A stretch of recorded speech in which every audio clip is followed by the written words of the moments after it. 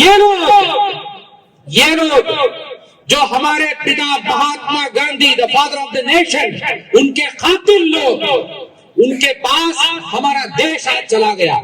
इनसे इस देश को निकालकर फिर गांधी की सोच के पास इस देश को पहुंचाना हमारी जिम्मेदारी है, हमारी जिम्मेदारी है। नौकरी तो नहीं दे सके, कुछ तरक्की तो नहीं ला सके, अब करना क्या है? लोगों को डराना है, लोगों को लड़ाना है और वोट लेना है, जीतना है। सिर्फ इतना है कि मजहब के नाम पर ये देश नहीं चलेगा। ये देश सबका है, सबका था और इंशाअल्लाह सबका रहेगा।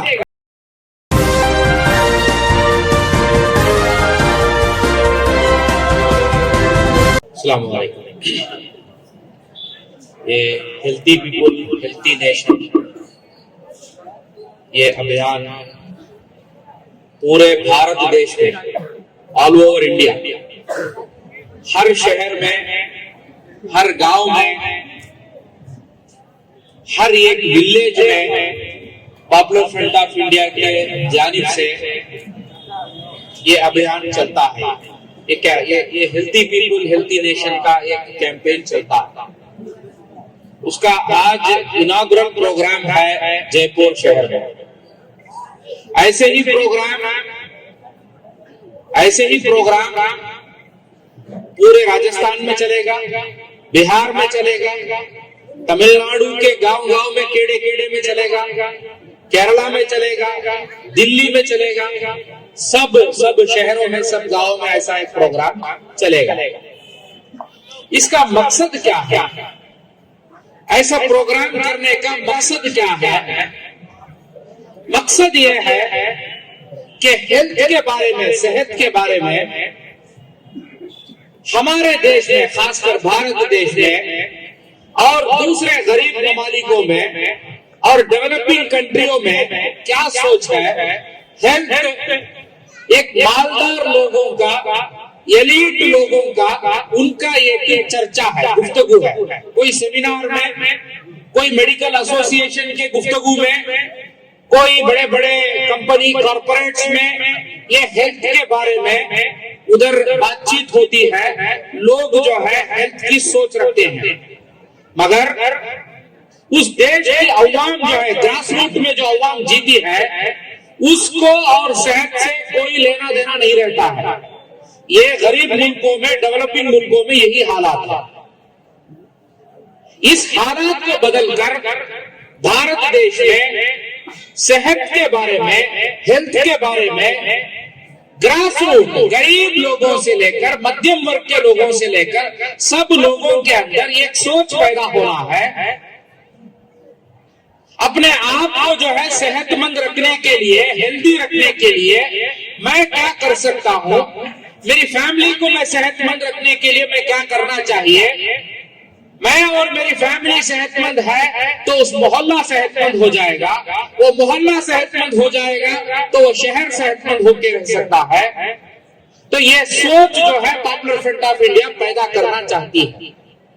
उसी का मकसद है ये हेल्दी पीपल हेल्दी नेशन का कैंपेन। और दूसरी बात, ये सेहतमंद होकर रहना इस्लामिक प्रिंसिपल्स में, इस्लाम में बहुत अहम बात है, बहुत अहम बात है सेहतमंद रहना। सेहत के बारे में इतना अहमियत इस्लाम में देकर है कि हम लोग उस पहलू पर तवज्जो नहीं देते।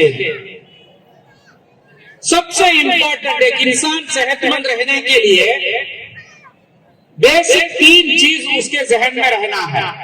बेसिक 3 चीज, ये कम से कम थोड़ा फिजिकल एक्टिविटी रहना है, कुछ काम करना है, कुछ काम करना है। दूसरा, सेहतमंद रहने के लिए सेहतमंद फूड खाना है। तीसरा, अच्छा सोना है, कम से कम 6 घंटा सोना है, 6 आवर्स सोना है। ये तालमेल जब खराब हो जाता है, इंसान की सेहत खराब हो जाती है। ये बैलेंस जब खराब हो जाता है, इंसान की सेहत खराब हो जाती है। अभी हम जो दुनिया में अभी जी लेकर है, ये जो जिस तरीके का फूड हम लोग खा रहे हैं और हमारा जो वर्क की नेचर है, काम करने का नेचर है, फिजिकल एक्टिविटी कम हो गया, बैठ के हम काम करते हैं बहुत सारे लोग। और तीसरा ये मोबाइल फोन्स, बहुत सारा फाइनेंशियल टेंशन, ये सब आने के वजह से इंसान सोता कम है, सोता नहीं है। रात के 3-3 बजे तक मोबाइल फोन में बिजी रहते हैं, रात के 4-4 बजे तक मोबाइल फोन में बिजी रहते हैं। ये सब आने के वजह से हमारे अंदर जो है सेहत, हमारा तालमेल जो है खराब हो जाता है। तो हम 60 साल में बीमार होने वाले लोग अभी 40 साल में बीमार हो जाते हैं। ये जो ये पूरा इक्विलिब्रियम जो है इंसान के अंदर का, वो खराब हो जाता है। इस पे हर एक नागरिक को, हर एक सिटीजन को तवज्जो रखना चाहिए। आप लोगों को मैं एक बुनियादी स्टैटिस्टिक्स देना चाहता हूं। हमारे भारत देश वर्ल्ड में सबसे ज्यादा डायबिटिक लोग रहने वाला देश बन के आ रहा है। डायबिटिक, शुगर पेशेंट्स, और सबसे ज्यादा कार्डियो पेशेंट्स, हार्ट की बीमारी के लोग। ये सब बदलना है तो हमारे अंदर ये फिजिकल एक्टिविटीज का एक सोच पैदा होना है। पॉपुलर फ्रंट ऑफ इंडिया यही पैदा करना चाहती है लोगों के अंदर। ये एक बड़े मालदार लोगों का चर्चा बन के रही रहना है। गरीब से गरीब, मध्यम वर्ग के लोग, सब लोग जो है अपनी सेहत का ख्याल रखकर एक सेहतमंद लोग बन के जीना है। दूसरा अहम बात इसका, ये कैंपेन का दूसरा अहम बात क्या है? आज हम लोग देखते हैं हमारे देश में, हमारे देश की सेहत जो है खराब हो रही है, हमारे देश की हालात जो है खराब हो रही है। ये भारत देश जो है इसका बुनियाद क्या है? हिंदू, मुस्लिम, सिख, ईसाई, हम भाई भाई बनकर जीना है। यही है भारत देश का एक इक्विलिब्रियम है। मगर हम देख सकते हैं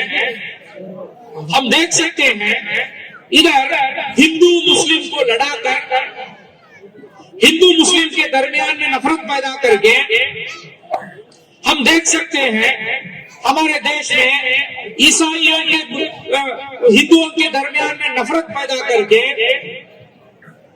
एक नफरत की जो राजनीति जो है हमारे देश में पनपती ऊपर आ रही है।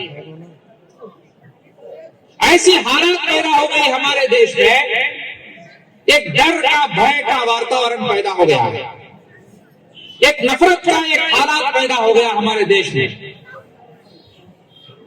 पिछले 7-8 सालों में तकरीबन 200 से ज्यादा जगह में मुसलमानों पे हमला होकर है। कोई 1-2 मुसलमान को जो है कभी गाय के नाम पर, कभी भैंस के नाम पर, कभी फलां के नाम पर 15, 20, 30 लोग पकड़ते हैं, पकड़ के उसको मारते हैं, उसको तड़पा के जान से मारते हैं।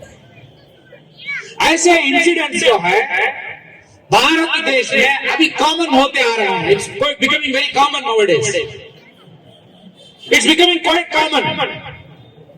और उसके बाद क्या होता है? एक ढीली ढाली चार्जशीट बनती है, पुलिस जो है बड़े मजबूरी से एक्शन लेती है, और उस एक्शन में जो है बहुत सारा इनएक्शन होता है। बाद में जो जालिम लोग हैं 2-4 महीने में जो है बड़े आसानी से बाहर आ जाते हैं, और ये जुल्म चलते रहता है। ये बड़ा कोई कॉमन हो गया हमारे देश में, कोई कॉमन हो गया। अभी 2 दिन पहले एक हैदराबाद का एक लड़का,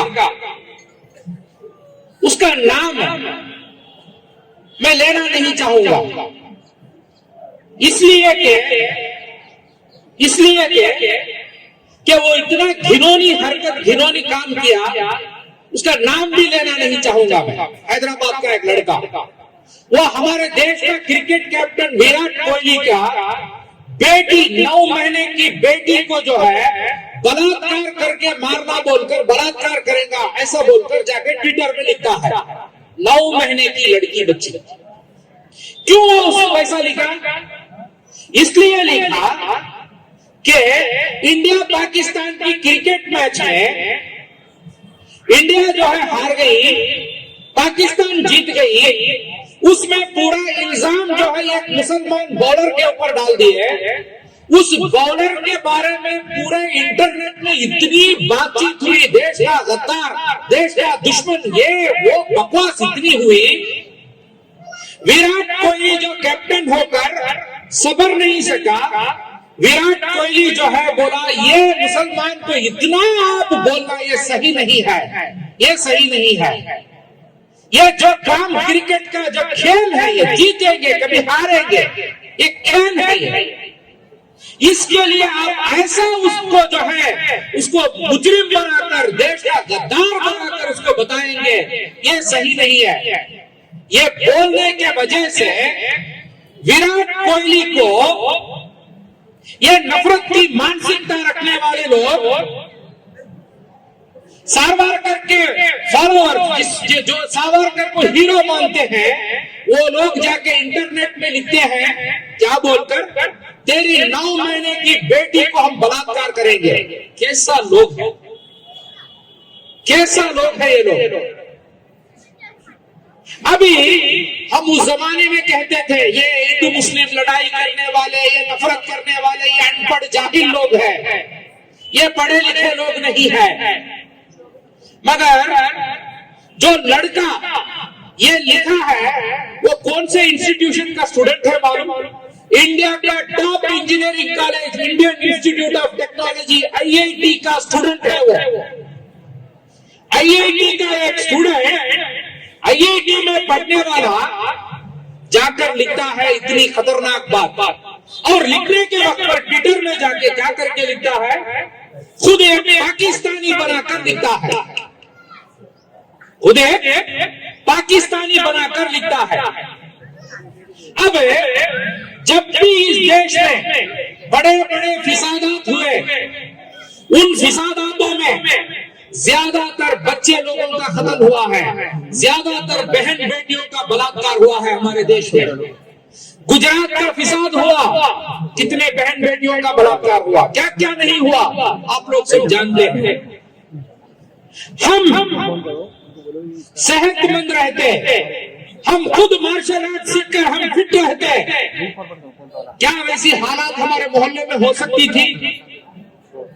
हम खुद फिट रहते, हम खुद हमारे मोहल्ले की हिफाजत कर सकते, क्या ऐसी हालात हमारे मोहल्ले की हो सकती? हम इतने फिट होके रहना है, कुछ वारदात, कुछ हादसा होता है, हम भाग के 3-4 किलोमीटर पुलिस स्टेशन तक भाग के जाकर पुलिस ऑफिसर्स को बुला के आने, उतना फिटनेस हमारे अंदर है। हर मोहल्ले में 4 पुलिस बैठ के नहीं रह सकते, हर घर के आगे 10 पुलिस नहीं रह सकते, हर इंसान के साथ जो है सिक्योरिटी देने के लिए इंतजाम नहीं कर सकते। मगर हर मोहल्ले में अभी दुश्मन है, हर एरिया में अभी दुश्मन है, हर जगह में दुश्मनी नफरत फैल रही है। तो ऐसी सूरत हाल में खुद की हिफाजत करने के लिए खुद को तैयार होना पड़ेगा। Self defence, you have to defend yourself. आपकी हिफाजत करना है, आपकी हिफाजत आपको करना पड़ेगा। हाँ, पुलिस आपको मदद करेगी, मगर लिमिटेशंस है। हर जगह में वो लोग नहीं जा सकते, हर गली में वो लोग नहीं जा सकते। उनको जाकर दौड़ के बुलाकर आने के लिए भी आपके अंदर ताकत होना है, कुव्वत होना है। और ये जो विराट कोहली को बलात्कार का बेटी को जो लिखा ना, ऐसी मानसिकता वाले लोग आज 1-2 नहीं है, इस देश में करोड़ों की तादाद में वो लोग बन रहे हैं, पनप रहे हैं, हर दिन फैल रहे हैं वो लोग। इनको कुछ नहीं आता, इनको कुछ आता नहीं है, इनको आता सिर्फ नफरत है, इनको आता सिर्फ नफरत है। ये जो लड़का जाकर लिखा था, ये खुद की सोच नहीं है। ये सोच कहां से पैदा हुई मालूम है? सावरकर जो अपनी किताब में लिखता है, सावरकर अपनी किताब में लिखता है, दुश्मनों को डराने के लिए जरूरत पड़ा तो ये बलात्कार को भी एक हथियार बनाना है। कैसी गिरी सोच के लोग, ये लोग जो हमारे पिता Mahatma Gandhi, the father of the nation, उनके कातिल लोग, उनके पास हमारा देश आज चला गया। उनके हाथ में गांधी का देश, गांधी के कातिलों के हाथ में है अभी। इनसे इस देश को निकालकर फिर गांधी की सोच के पास इस देश को पहुंचाना हमारी जिम्मेदारी है, हमारी जिम्मेदारी है। और भाइयों, किसान आंदोलन 1 साल से ज्यादा चल रहा है, मोर देन 1 ईयर नाउ। कैसे ये किसान आंदोलन कर सके? क्योंकि वो लोग सेहतमंद लोग हैं। आंदोलन में जाकर 1 साल से ज्यादा बैठना कितनी कुर्बानी चाहिए मालूम है? आपको जो घर में लग्जरी मिलती है वो नहीं मिलेगी, आपको जो सहूलत, खाना पीना, जो सुकून मिलता है, कुछ नहीं मिलेगा। आपको हर एक चीज छोड़कर जो मिलता है वो खाकर अपने मुद्दे को, अपनी जो मांग है उसको मनवाने के लिए 1 साल से ज्यादा जाकर दिल्ली के बॉर्डर में, ठंड में, बारिश में हमारे जो किसान बैठे हैं, क्या वजह है मालूम है आपको? क्योंकि वो मेहनती लोग हैं, सेहतमंद लोग हैं। सेहत बहुत जरूरी है। कल के दिन हो सकता है हमारे देश के होम मिनिस्टर, हमारे देश के prime minister mister Modi, mister Amit Shah, ये एनआरसी, सीएए, एनपीआर उसको लागू करके इस देश के लोगों को डॉक्यूमेंट ये लाओ, डॉक्यूमेंट वो लाओ, नौकरी तो नहीं दे सके, कुछ तरक्की तो नहीं ला सके। अब करना क्या है? लोगों को डराना है, लोगों को लड़ाना है और वोट लेना है, जीतना है, सिर्फ इतना है। तो उसके लिए हो सकता है 4 महीने के बाद, 6 महीने के बाद, 1 साल के बाद ये जो सीएए का कानून के बुनियाद पर आकर बोलेंगे आप एनपीआर करो, आप एनआरसी करो, तो तब हम कोई डॉक्यूमेंट कुछ नहीं बताएंगे। हम हमारा जेरॉक्स पेपर लेकर 2, 3, 4 करोड़ लोग जाकर दिल्ली में बैठ जाएंगे, इतना ही है, कुछ नहीं करेंगे हम लोग, कुछ नहीं करेंगे।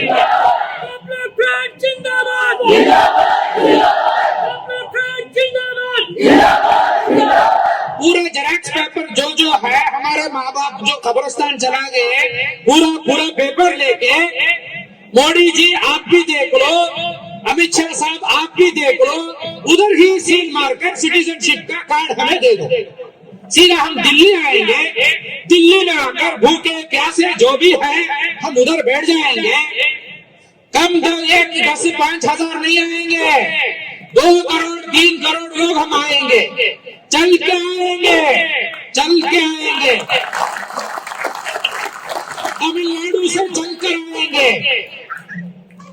तमिलनाडु से चलकर आएंगे, केरला से आएंगे, बिहार से आएंगे, राजस्थान से आएंगे। और राजस्थान के लोग थोड़ा ज्यादा लोगों को भेजना, क्योंकि आपके करीब है